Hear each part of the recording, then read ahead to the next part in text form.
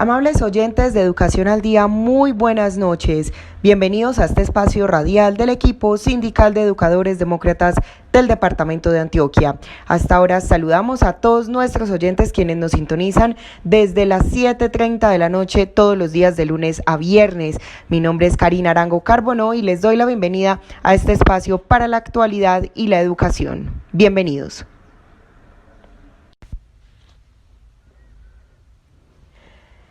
Iniciamos nuestro programa de Educación al Día la noche de hoy compartiendo con ustedes las conclusiones de la Junta Directiva Nacional de FECODE del pasado 4 de agosto. Exigir al MEN garantías, condiciones y recursos para la continuidad del año escolar en casa. Requerir a la Fiduprevisora y FOMAC que procedan a efectuar el pago inmediato de las prestaciones económicas represadas. No pueden continuar vulnerando los derechos de los educadores. Exigir al MEN como fideicomitente, la fiduprevisora y los contratistas el derecho a la salud integral, con dignidad y oportunidad para el magisterio y sus familias. Fortalecer la decisión de no a la presencialidad educativa bajo la modalidad de alternancia, hacer causa común y construir alianzas con las comunidades educativas y sociedad en general. Adelantar acciones en torno a potenciar el acto de la desobediencia civil, pronunciamientos en diferentes medios de comunicación, asambleas, Facebook Live, ruedas de prensa, ubicación de pendones, cacerolazos, perifoneos, enlaces radiales y otros. El MEN debe garantizar la continuidad y el derecho a la educación de jóvenes y adultos. Exigir al Ministerio de Educación Nacional establecer una mesa de diálogo urgente para acordar los criterios de calendario escolar, jornada laboral, desconexión laboral, universalización de la conectividad, evaluación de desempeño, promoción de estudiantes, restitución de las vacaciones, reconocimiento y pago de zonas de difícil acceso, horas extras, revisar el tema de la liberación de docentes, relaciones técnicas y el otorgamiento de los permisos sindicales, entre otros asuntos. Solicitar prórroga para la diligencia del SIGEP. Rechazar el asesinato sistemático de líderes sociales. Exigir garantías y protección para el ejercicio de la actividad sindical. Respaldar y defender el pliego de emergencia liderado por el Comité Nacional de Paro. Apoyar el establecimiento de la renta básica como medida para garantizar condiciones de una cuarentena con techo y sin hambre para un sector inmenso de los colombianos. Solidarizarnos con la lucha que libra el movimiento estudiantil universitario exigiendo matrícula cero. Participar en el carcerolazo nacional programado para el 7 de agosto, coordinado por la CUT Nacional. Ratificar la orientación. Los maestros no deben comprometerse en la entrega de programa de alimentación escolar y guías de trabajo. Apoyar las iniciativas y acciones regionales de movilización. Convocar a paro nacional virtual de 48 horas durante los días 12 y 13 de agosto del año en curso, en defensa de la vida, la salud y la educación en condiciones dignas por las motivaciones subsiguientes. 1. No al retorno de las clases presenciales mientras esté amenazada la salud y la vida por la pandemia. No a la alternancia, sí a la desobediencia civil. 2. Derogatoria de la Directiva Ministerial número 11 del 29 de mayo de 2020. 3. La declaratoria de una emergencia educativa que garantice las actividades escolares no presenciales y el retorno a los colegios cuando no esté en riesgo la salud y la vida.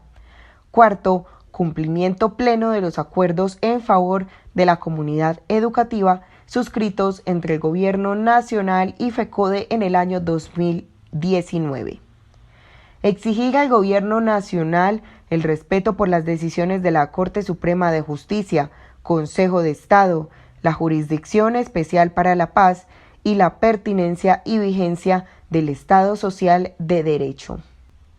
mantener en estado de alerta al magisterio como respuesta a las políticas impopulares en educación y el apuntalamiento del Estado dictatorial, reflejando en la subvaloración de la vida, la vulneración de los derechos fundamentales de los colombianos, el favorecimiento del sector empresarial y financiero. En tiempos difíciles y escenarios complejos, vamos unidos con FECODE, comprometidos en defensa de la vida, la paz, la salud, la educación pública, los derechos del magisterio y de los colombianos. Escuchemos a continuación la convocatoria que realiza el presidente de FECODE, Nelson Alarcón. Desde el Comité Ejecutivo de FECODE, conjuntamente con nuestra Junta Nacional, hemos convocado a un paro nacional virtual de 48 horas para el próximo 12 y 13 de agosto del presente año. Las motivaciones del mismo son las siguientes. 1. Exigirle al gobierno nacional el cumplimiento a cabalidad de cada uno de los acuerdos pactados y firmados, ya que solamente ha cumplido con el 25% de los mismos. Segundo, exigir que le decimos no a la alternancia, no a la presencialidad, porque hoy está en riesgo la vida y la salud de los jóvenes y los niños. Tercero, que conjuntamente con el gobierno nacional podemos acordar todas las condiciones para realmente cumplir a cabalidad con cada una de las actividades pedagógicas, académicas, curriculares, y a la vez se realice una flexibilización respetando la autonomía escolar de cada una de las instituciones educativas. Cuarto, la exigencia de la renta básica para más de 9 millones de familias. Quinto, respaldamos la exigencia de la comunidad educativa, la comunidad estudiantil universitaria, exigiendo la matrícula cero para todas y todos. Y esta noche también nos acompaña en nuestro programa Educación al Día Omar Arango Jiménez, ejecutivo de FECODE. Omar, muy buenas noches, bienvenido y adelante con su informe. Sí, compañera Karina Andrea Arango Carbonó. En efecto, hoy se ha realizado en el departamento de Antioquia un importante paro regional por unos objetivos muy precisos. Los compañeros de la Junta Directiva de ADIDA han tenido a bien exigir el mejoramiento, que se continúe mejorando la prestación del servicio médico. Han dicho que tampoco están con la presencialidad, con modalidad de alternancia. Se acogen a la desobediencia civil planteada por FECODE. De igual manera exigen desde Antioquia el cumplimiento a la señora secretaria de Educación departamental con el pago absoluto completo de los dineros descontados por el paro del año 2001, que paguen la bonificación pedagógica, que la administración departamental pague las horas extras y que se cumpla entonces con la garantía, tal como ya ha quedado establecido, de la continuidad de la formación de los estudiantes, de jóvenes y adultos que van a los centros de adultos. Decíamos entonces que hoy la Junta Directiva de ADIDA ha acertado con esta convocatoria, porque también está el tema de la salud, el tema de la vida de las personas, y refuerzan entonces la petición al gobierno departamental, a la señora secretaria de Educación departamental, que no insista en convocar a presencialidad si no hay las condiciones de bioseguridad y no basta con la inversión mínima que quieren hacer en algunos centros educativos. Por eso entonces estamos respaldando desde FECODE esta acción departamental y preparados para el paro nacional los días 12 y 13 de agosto. Lamentamos profundamente el fallecimiento en estos días del compañero Iván Darío Castro Reynosa, directivo de ADIDA. Lamentamos el fallecimiento del niño hijo de 11 años del compañero Albeiro Victoria Cuesta. Para él nuestro abrazo solidario. Caramba, ¿qué estará pasando en ADIDA?, me decía una directiva. Pero también lamentamos la situación de enfermedad que vive el compañero William Asprilla, está delicado de salud por COVID. El fallecimiento hoy de una educadora del municipio de Caucasia, la compañera Luz Omaira Castro. Ella era esposa del compañero Pedro Gómez, un gran dirigente de los maestros en Caucasia. Lamentamos la enfermedad del compañero Rodrigo Velázquez, dirigente también, quien está hospitalizado, de otros docentes que están hospitalizados también a los educadores que les han fallecido sus familiares, nuestro abrazo solidario. La invitación es a no salir de casa, a seguir allí firmes, acompañándonos entre sí, estando en casa encerrados, cumpliendo todas las medidas, orientaciones dadas por los organismos de salud. Que viva entonces la lucha del magisterio colombiano y la lucha del magisterio antioqueño. Por un trabajo libre de contagio. Por un trabajo libre de contagio. La CUT, la OIT, el gobierno de Noruega Fensuagro y Sintreinagro apoyan a los trabajadores del sector rural en la lucha por exigir condiciones de trabajo seguras y saludables durante la crisis del COVID-19. Donde existen sindicatos, hay mayor estabilidad laboral, se implementan protocolos de bioseguridad, se entregan elementos de protección personal y se mantienen los contratos de trabajo. Sindicalízate. Por un trabajo libre de contagio. Mayores informes www.cud.org.co, www.sintreinagro.org, en Facebook, Fensuagro Colombia.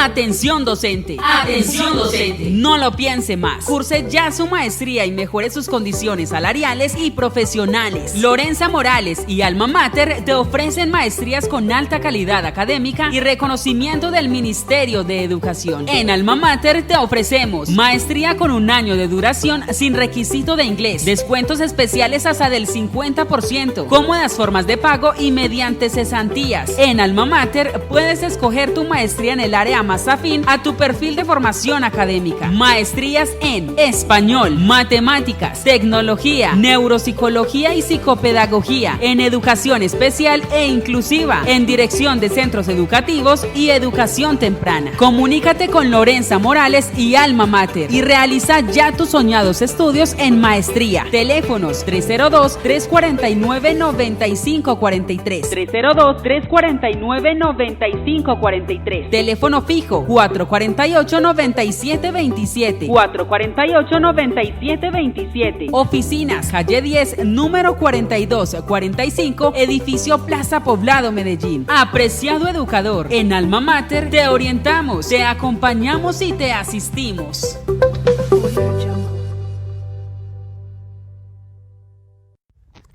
Y continuamos con más información aquí en nuestro programa Educación al Día. Y en el marco de la jornada de desobediencia civil, la Federación Colombiana de Trabajadores de la Educación desarrolló un interesante conversatorio para revisar y analizar por qué los docentes no deben regresar o no deben aceptar la propuesta del Gobierno Nacional para regresar a las clases presenciales. Por eso vamos a escuchar a continuación a la vicepresidenta de la Federación Médica Colombiana, Carolina Corcho, quien entre otros temas habla de un tema muy delicado actualmente entre el magisterio colombiano y es el tema de la salud mental. Escuchemos. Yo quisiera de pronto hacer una acotación a lo que anteriormente decía y a lo que acotaba el profesor, que podrían servir también de argumentos para el sector educativo frente a la argumentación que se debe presentar al Ministerio de Educación. Lo primero es que en este momento se está utilizando un indicador para definir, dado que la decisión en el país es la estrategia de mitigación del virus, esto es, mantener aperturas, sin embargo, fortalecer sistema hospitalario, ¿cierto? Y esto lo están midiendo de si se desbordó o no por un indicador a nuestro juicio muy débil, que es el indicador del porcentaje de ocupación de unidades de cuidados intensivos. Es decir, nos daremos cuenta que el virus se desbordó en tanto se desborden las unidades de cuidados intensivos. Nosotros decimos que esto es un indicador muy débil y no da cuenta de la realidad en tanto las barreras de acceso del sistema de salud. En Colombia, el hecho de que el 62% de las personas esté muriendo en hospitalización sin llegar a unidad de cuidados intensivos, eso nos tiene que decir algo, eso tiene que ser elocuente. Además, el 20% de las personas están muriendo sin ni siquiera ingresar al sistema hospitalario. Estas son las cifras del Ministerio de Salud. Por tanto, si yo no tengo un indicador que me acompañe ese porcentaje de UCI que se llame tiempo de espera y oportunidad para acceder a una unidad de cuidados intensivos, tiempo que me demoro en la remisión, desde que está dentro del hospital hasta que llegó a la unidad de cuidados intensivos, este indicador es irreal porque no me habla del colapso del sistema de salud. Es posible que tenga camas desocupadas en las unidades de cuidados intensivos, pero la gente se me está muriendo esperando una UCI en los servicios de urgencia y hospitalización. Por tanto, esto no es un indicador lo suficientemente fuerte que nos pueda dar cuenta de la capacidad hospitalaria de nuestro país. Lo segundo, en Colombia, cuando empezamos, teníamos 5.300 unidades de cuidados intensivos y luego pasamos a 7.500 aproximadamente, estamos en este momento con el aumento. Pero nunca se le sumó a este aumento de camas de unidades de cuidados intensivos una variable muy importante que se llama talento humano en salud, recurso humano en salud idóneo para el manejo de esas unidades de cuidados intensivos. Porque usted puede ampliar las unidades de cuidados intensivos, pero si usted tiene el mismo intensivista para atender ya no 20, sino 30, sino 40 camas, pues evidentemente este personal en la medida que aumenta la curva de contagios se agota. Muchos se incapacitan porque se enferman. Es la variable humana con la que tienes que contar. No es solo el respirador y el ventilador, sino también el recurso humano para atender, que en Colombia tiene un límite. Tiene un límite. Y nosotros estamos viendo que en este momento hay unidades de cuidados intensivos atendidos por el personal sin experiencia para esto, y esto también es un riesgo para la salud de la población. Es muy importante tener en cuenta este argumento porque este es el indicador que utiliza el gobierno y no muestra todas las limitaciones y todas las contradicciones que tiene. Lo otro que es muy importante desde el punto de vista constitucional es que en salud existe algo que se llama el principio de precaución. ¿Qué es el principio de precaución? Cuando yo no tengo suficiente evidencia en el mundo o la evidencia en el mundo es contradictoria frente a si una medida hace daño o no, yo tengo que actuar en función de esperar lo peor. Es decir, un ejemplo de la aplicación del principio de precaución por parte de la Corte Constitucional. Aspersión por glifosato y daño en el ser humano. Yo no tengo estudios contradictorios en el mundo sobre los daños que puede producir el glifosato en el ser humano a ciertas distancias y la manera como se utiliza esto para poder hacer el control de los cultivos. Entonces, como yo tengo contradicción, yo tengo que actuar a favor de la vida humana. Y a favor de la vida humana es que tengo que actuar como si el glifosato hiciera daño y a favor de los estudios que dicen que hace daño. Eso es un principio vital y básico bajo el cual tiene que actuar el Estado social de derecho en salud. Luego, como lo reseñaba el profesor, hay estudios en este momento que hablan de que los niños tienen un potencial de contagio de 10 a 100 veces mayor del virus.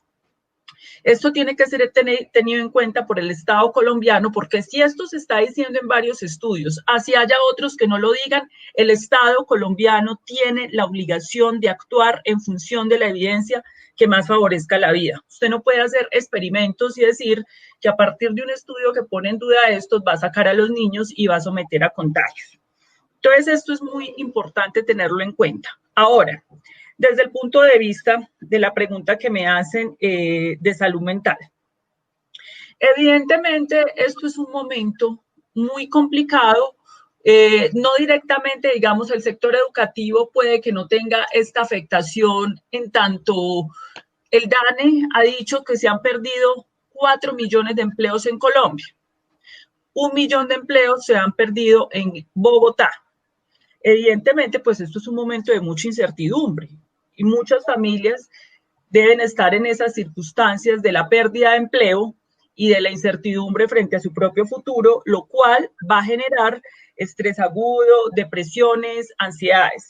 El magisterio particularmente, los maestros, son de las poblaciones que más sufren este tipo de trastornos de ansiedad y depresión respecto al normal de la población. ¿Qué implicaría si hiciéramos el ejercicio hipotético de que los niños regresaran a clase? ¿Eso qué implicaría desde el punto de vista de salud mental para un maestro? Lo primero es que si los niños tuvieran que regresar, usted tendría que garantizar el transporte para que el niño llegue. Y ese transporte implica un distanciamiento de 2 metros, como lo dice ahora, pero ahora el profesor nos dice tiene que ser todavía mucho más. Entonces, imagínense la situación. Lo otro es que eso implicaría que por lo menos en cada clase, para poder mantener ese distanciamiento, haya 10 niños, máximo 15 niños por salón. La pregunta es, ¿tiene las instalaciones del sector educativo, la infraestructura, la capacidad de tener todos esos salones para esos niños? Pero además el maestro tiene que dar la clase varias veces, porque no va a tener el número de niños y la mayoría de nuestras instituciones pueden tener hasta más de 30 o 35 niños y niñas. Luego ahí hay una situación donde el maestro se va a ver esforzado a tener que dar varias veces la clase para poder mantener el distanciamiento de los niños. Esto yo lo veo muy difícil desde el punto de vista, digamos, de la salud mental también del maestro. Lo otro que hay que tener en cuenta es que el maestro tiene que hacer una contrapedagogía de lo que ha enseñado toda la vida. ¿Cuál es la contrapedagogía? El maestro que tendrá que tener un tapabocas. El ejercicio del magisterio es hablar, hablar, hablar. Entonces ahora imagínate con un tapabocas hablándole a unos niños todo el día, pues esto es un riesgo de estrés altísimo al que se va a someter, pero va a tener que hacer una contrapedagogía de lo que siempre ha enseñado. El maestro ha enseñado que los niños deben saludarse, que los niños deben ser solidarios, el abrazo. Ahora tendrá que hacer una contrapedagogía del distanciamiento, del no tocarse, del no estar cerca. Entonces esto va a generar, digamos, un nivel de estrés en el profesor para poder transmitir una idea contraria a la que siempre ha transmitido. Ese es un segundo elemento que tiene que tener en cuenta. Todo escenario educativo es un escenario de aglomeración. Un recreo es un escenario de aglomeración, el acceso a los alimentos, el ingreso al colegio, los tiempos se van a extender, tenemos nosotros la capacidad, nosotros no hemos logrado instaurar en todo el país una política de jornada única. Aquí prácticamente con los tiempos que se requieren para el distanciamiento social, tendrías que tener una jornada única. Y eso tiene unas implicaciones desde el punto de vista también de los tiempos de los profesores y eso tiene unas implicaciones en términos de que para que no agotes al maestro tendrías que duplicar ese personal. Es un poco la discusión que tenemos en el sector salud. En el sector salud, el riesgo de suicidio de un médico es el doble que el normal de la población y en pandemia, pues esta proporción puede ser aún mayor. Pero además ese médico tiene el doble de trabajo, el intensivista está atendiendo el doble de pacientes. Entonces, en ese sentido, el nivel de desgaste, el nivel de burnout, lo que llamamos nosotros el quemado, que es una depresión, una ansiedad, no poder dormir, es muchísimo mayor. Eso mismo va a pasar con el maestro. ¿Esto cómo se solucionaría? En el sector salud, en el sector educativo, tienen que duplicar entonces el número de maestros. Están ofreciendo esas garantías desde el Ministerio de Salud en caso tal de que esto se diera, que nuestra recomendación con suficientes argumentos es que esto no se debe hacer, porque prima el principio constitucional de precaución del cuidado de la vida. Entonces, digamos, son elementos fundamentales, porque si no lo que nosotros vamos a tener en muy corto plazo es un aumento de los trastornos depresivos y ansiosos en el magisterio, con un nivel de incapacidad altísima. Las incapacidades en este momento del sector salud están duplicando a las que habían sin pandemia. En el sector educativo pasaría lo mismo y esto tendría que tener unas decisiones fiscales por parte del Ministerio de Educación, donde diga contrato entonces otros maestros para que apoyen. Tiene que haber una cobertura de esas incapacidades. Esa propuesta que ellos están haciendo va en consonancia con eso. Eso es muy importante tenerlo en cuenta porque las mayores incapacidades van a presentar desde el punto de vista de salud mental. Entonces, ya un poco para acotar lo que lo que yo venía diciendo recientemente.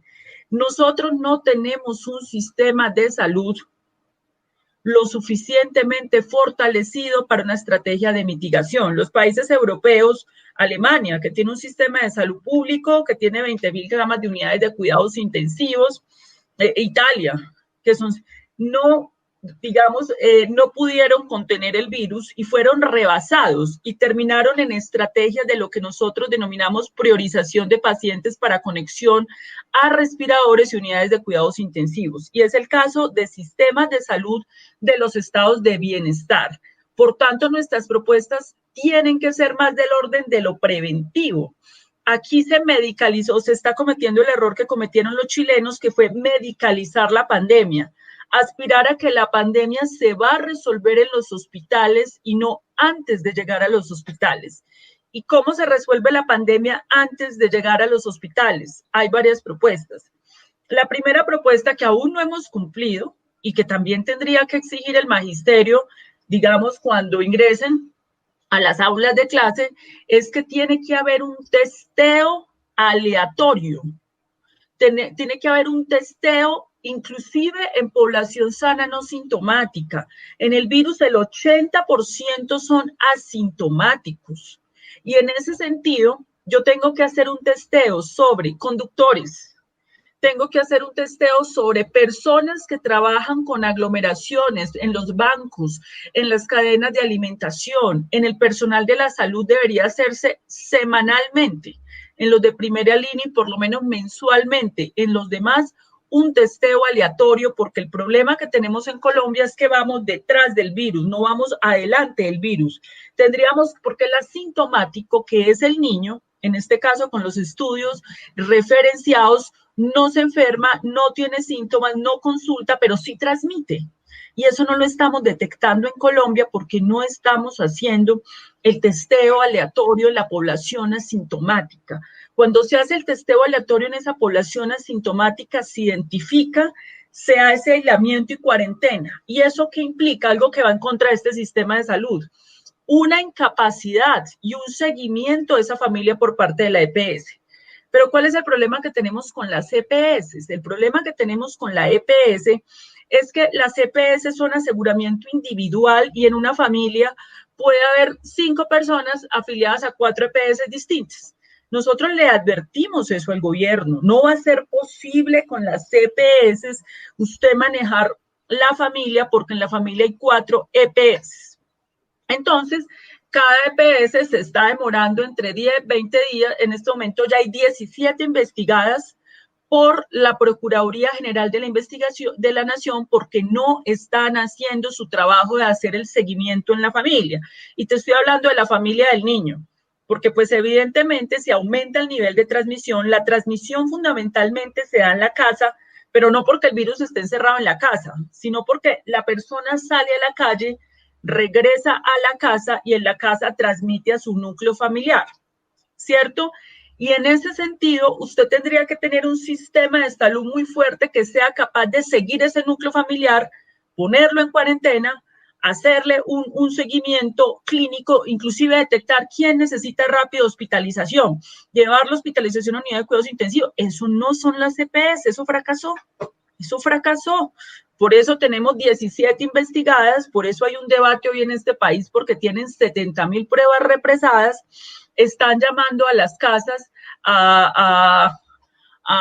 están llamando a la gente para que les haga las pruebas y no las hacen. Entonces, si tú no tienes resuelto el problema del sistema de salud, no puedes poner todos los huevos en la canasta de una estrategia de mitigación. Para tú hacer una estrategia de mitigación necesitas un sistema de salud serio, haciendo seguimientos, testeos, cuarentenas, aislamiento. Eso es lo que no hay en Colombia.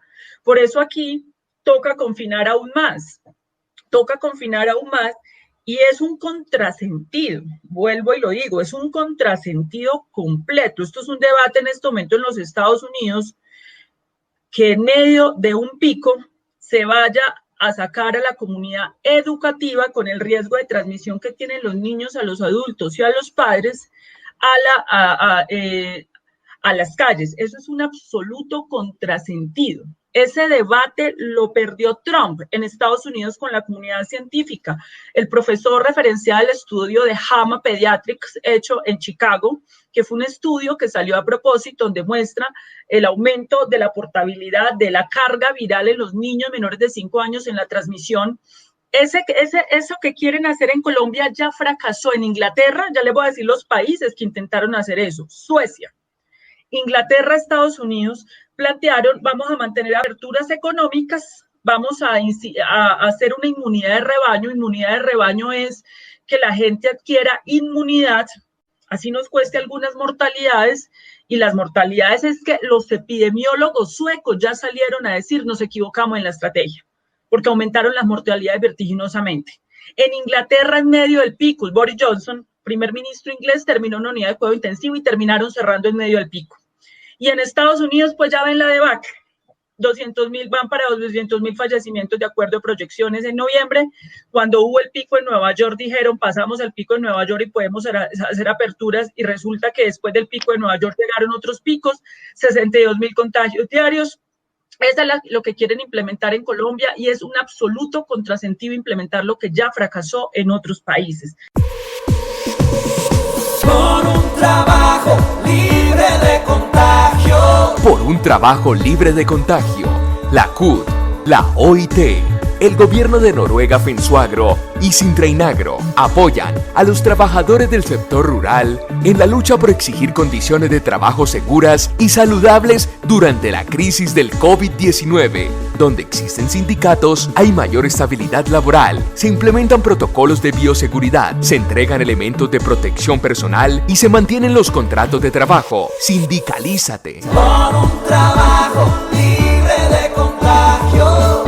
Mayores informes www.cud.org.co, www.sintreinagro.org, en Facebook, Finsuagro Colombia.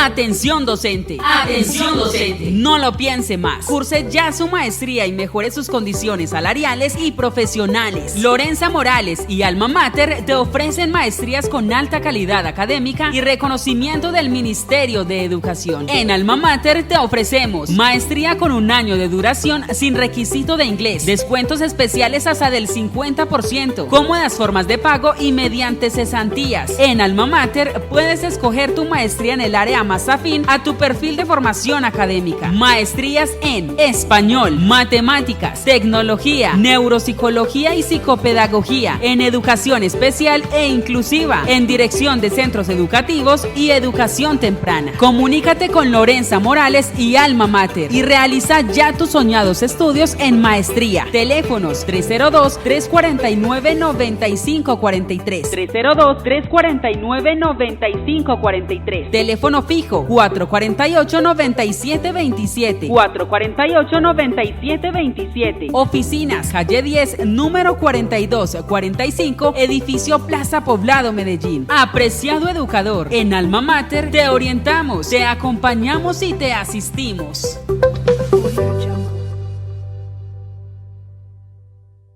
Y de esta manera hemos llegado al final de nuestro programa Educación al Día. Les recuerdo que este es el espacio radial del equipo sindical de educadores demócratas del departamento de Antioquia. Recuerden que les habló Karina Arango Carbono. Que tengan todos una feliz noche.